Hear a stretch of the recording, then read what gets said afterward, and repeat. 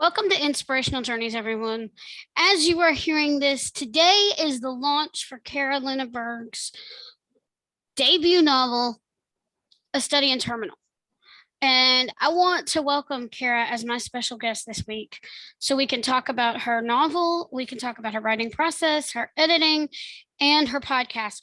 Welcome to the show, Kara.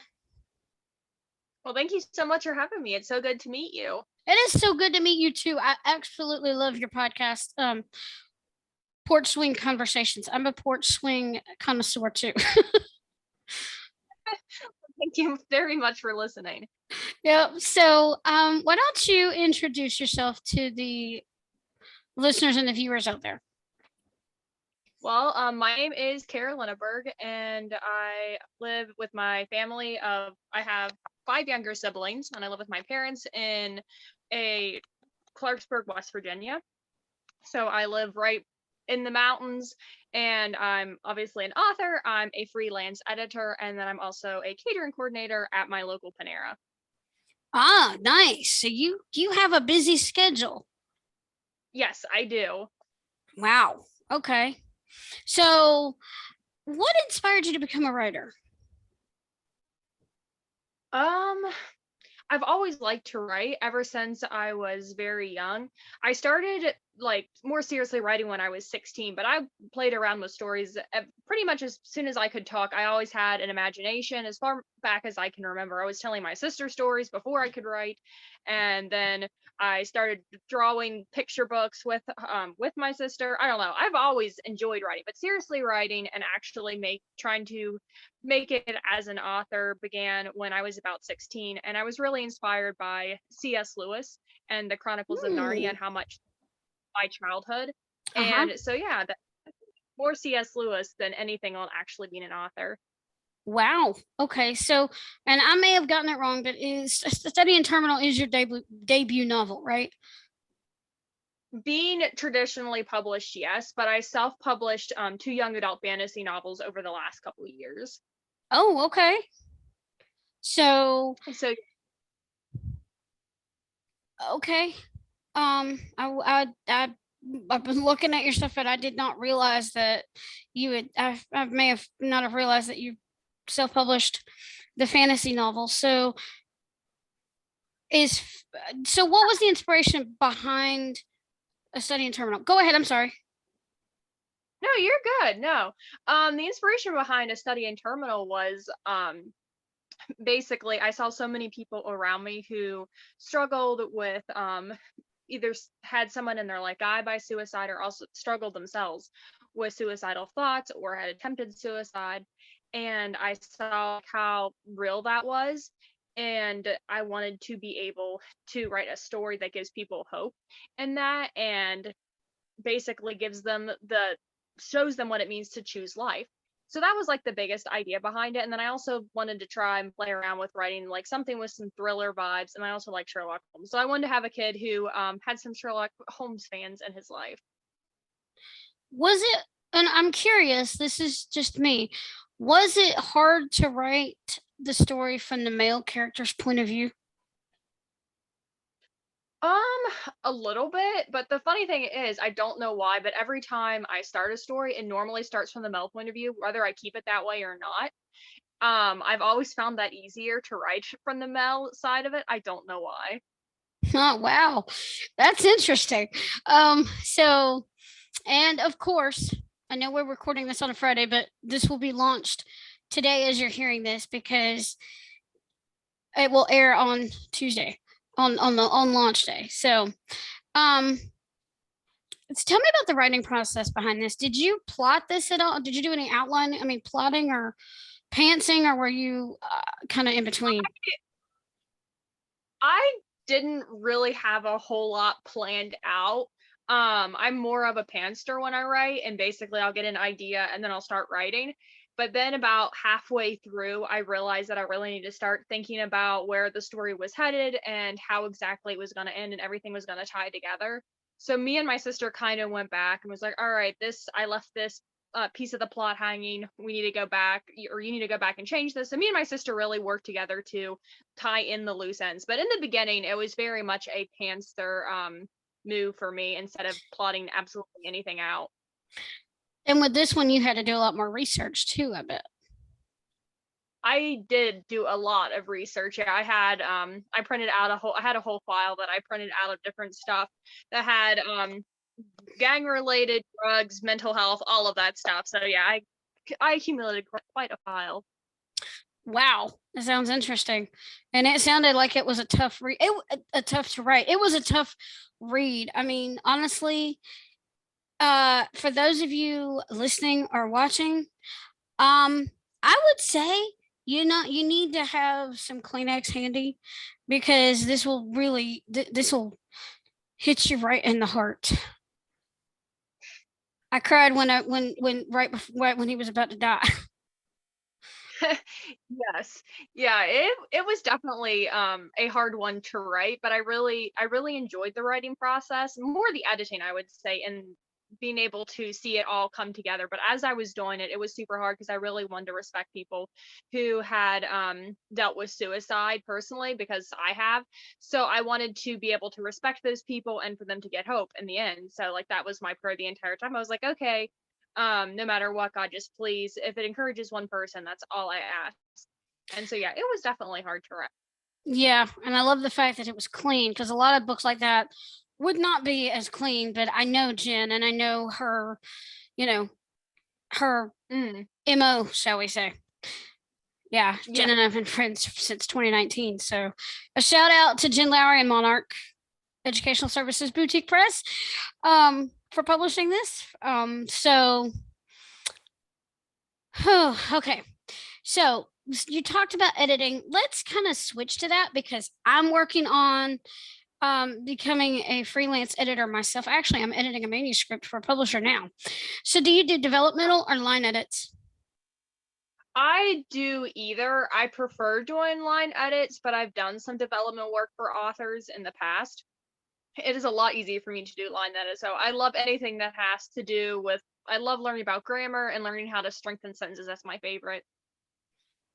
I am better at that, but I think but I'm better at line edits, but I don't mind doing the developmental editing myself because I've had to do a little bit of both with this manuscript. So how did you get started in your editing business? So I was trying to figure out basically what I want to do with my life. And I'm in my early 20s right now, and I never completed college or anything. And about a year ago, I was trying to figure out, do I want to go back to school? What exactly do I want to do? I don't want to stay with Panera and do catering forever. And so I decided that I wanted to look into taking some different college classes online. And I really fell in love with UCLA Extension's online editing and publishing program. And so I rolled in there for the certificate, and then I've been taking classes through that. And then I had a friend who asked me if I could edit her books for her and basically just become like her editor. And so that really launched me into thinking, oh, I could actually do this and actually become a freelance editor. Have you ever heard of the Editorial Freelancers Association? I do not believe so. Okay, because I'm not a member, I'm a guest, but I've taken some courses through them too. So you might want to Mhm. look into that as well. Yes, for sure. And so what type of classes do you take through the UCLA extensions? I've taken classes. I took a copy editing class. I took, let's see, one on development editing. I've taken some on publishing, like managing a publishing company. I'm getting ready to take one an editorial management class, hopefully this fall. So yeah, basically different stuff like that. Learning the ins and outs of publishing, the different types of editors, the beginners stuff all the way to like more advanced. Hmm. Okay. Yeah, I found a because I look at the hashtag Edit Buddies on Twitter, and I found a webinar that's coming up on Wednesday about developmental and line editing for nonfiction. Have you Okay. looked into the Editorial Arts Academy? Have you looked into any of Um, their webinars and stuff? I have not. Okay, I just thought I'd throw that out there. I got to Yeah. find the tweet and I can share it with Jen and she can send you the link. But anyway, so what would your recommendation be for editors like myself looking to build their business? I would say just connecting with authors online. The online like Instagram for community for me, with the different author friends that I have has been like a huge help. Like I said, the one author friend that I have who hired me to do a lot of her editing for her indie books, that was what really started my career per se. But also having other author friends who are like, oh, you're an editor. I needed a good editor for a long time. Can you do some freelance work for me? So it really, for me, the biggest thing and the biggest advice that I have is just going out there online and building a community, because that has been like super helpful for me. Oh, okay. So, and now I do want to touch on your podcast, Portsmouth Conversations. What was the inspiration behind that? Um, I really just wanted to have a way to build up like my speaking, to be able to my speaking abilities, to be able to instead of just using the written word, to be able to speak. Because I actually had somebody tell me, hey, you should try speaking, you should try like a podcast, or to be a speaker or a pastor or something like that. So I was like, okay, I'll share my testimony on make a podcast, and I'll share my testimony, and I'll just do that for fun to see what happens. And I had a couple people who really enjoyed it, and so on and off, when I get inspiration for something, I'll just record it and then put it up on my podcast. So it's just something side for fun to kind of build my abilities. Do you actually record your podcast on your porch swing? No, I do not. I did have someone ask me that. I do not. That it was the idea of the name was inspired by me and my sister always sitting outside on our porch and having like these deep discussions. And so we used to say that we should have a podcast of us talking together and call it like Porch Swing Conversations. And so that's how I got the idea for the name. I love it. I love it because I don't know. I mean, honestly, I could picture you sitting out on your porch swing doing the podcast. I have done that myself with mine when I've done some solos. So, any tips or takeaways for writing, editing, podcasting? I know you've done editing tips, but any takeaways that you want to leave the Um, listeners with today? I would just like continue to find community, because that is so important, especially if you're an indie author, to have those people around you to hold you accountable or to throw ideas with, whether you're building an editing business or podcasting or writing or whatever. Having a community has been really important for me, and it's meant a lot to have even just online friends who are going through similar struggles that I am, when it comes to building my business, or a struggle with writing when I have just like writer's block. So I just continue to say to build community, because that's like super important. And so much of like author life is done on the laptop and you can feel really isolated. So it's important to find those people. Mm-hmm. So I want to say congratulations on the book launch Thank you very because much. it's a huge, this is a huge undertaking for both you and um, Jen and her crew, her team. I mean, and big shout out to your publisher, who's a friend of mine. Thanks, Jen, for all the work you do. And we got to thank God for what he's done, for giving you the story to write, and for giving Jen the inspiration and the courage to reach out to, you know, publish new books from new Yes. authors. Yeah, Jen has done so much for a study in terminal. It means so much what she has done, because she basically, yeah, she's just done so much. It's really mind blowing. Yep. So, what are you working on next? I'm hoping to work on the book after a study in terminal. I haven't had a whole lot of time for writing. Everyone's like, oh, what are you going to write next? And I'm like, oh, I'm just taking it one step at a time. So I know you want to sound like get a me. published, and takes a couple weeks to just breathe, and then I'll see what happens. Yeah, I can understand that. And of course, all the celebrations and things around that. So, where can people find you online? They can find me on Instagram at Kara_Len_author, I believe. Yeah. And they can find me on Twitter with the same username as well. They can find me on Facebook under Kara Linaburg. There's not many Linaburgs out there. So basically, if you Google Kara Linaburg, you will find me. I also have an author website, thebeautifullyBrokenblog.com. So yeah, that's basically it, I think. Okay, because and what's interesting, you say you mentioned Twitter. I looked for you on Twitter and I couldn't find you. I think it's without the underscores, and I don't know if I take that back. I don't think my last name's on Twitter yet. I need to change that. Before, I got Twitter a long time ago, and I would only use Kara Lynn, which Lynn is my middle name.